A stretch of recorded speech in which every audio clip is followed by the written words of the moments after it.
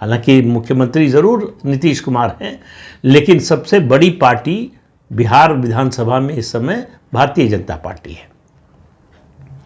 और उसमें उससे भी बड़ी बात प्रधानमंत्री की अपनी छवि, अपनी प्रतिष्ठा, उनकी विश्वसनीयता, उनकी साख, और उस पर सोने में सुहागा ये कि जिस तरह की योजनाओं की घोषणा हुई है चुनाव से पहले, उन सब को कोशिश ये की गई है ज़्यादा से ज़्यादा महिला सेंट्रिक रखने की। तो प्रधानमंत्री नरेंद्र मोदी और नीतीश कुमार दोनों की गवर्नेंस की एक खासियत ये है कि उनकी विकास की योजनाएं जो होती हैं वो महिला केंद्रित होती हैं। दोनों नेताओं का मानना है कि अगर घर में, परिवार में महिलाओं का सशक्तिकरण होगा तो पूरा परिवार आगे बढ़ेगा। बहुत पुरानी कहावत है कि घर में अगर एक महिला पढ़ती है तो समझिए पूरा परिवार पढ़ता है। तो महिला की शिक्षा, उसका रोजगार, आर्थिक रूप से उसका सशक्तिकरण, वो जो आत्मविश्वास लाता है उसके अंदर, उसका प्रभाव पूरे परिवार पर और उसके बाद पूरे समाज पर पड़ता है।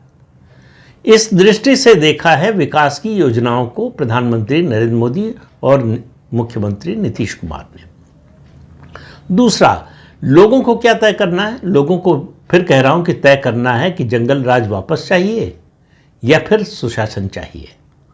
ये ठीक है कि पिछले 20 सालों में सुशासन का जो स्तर 2005 से 2020 के बीच में जो स्तर उन्होंने बनाया था नीतीश कुमार ने, उसमें गिरावट आई है। लेकिन उस गिरावट के बावजूद आज अगर आप आरजेडी के शासन से तुलना करें तो कई गुना बेहतर है, कोई तुलना नहीं है दोनों में। दूसरी बात, मेरा मानना है कि 2010 का विधानसभा चुनाव याद कीजिए, जब 200 से ज़्यादा सीटें आई थी एनडीए की। तब उस समय लोजपा, उस समय रामविलास पासवान जी जीवित थे, अलग पार्टी थी उनकी, वो लड़े थे आरजेडी के साथ।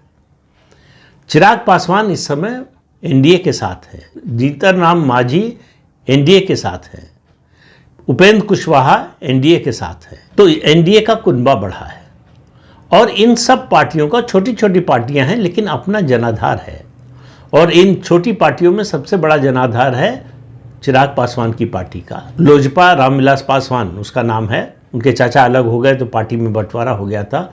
5.5 से 6% वोट एकदम कमिटेड वोट है इनका।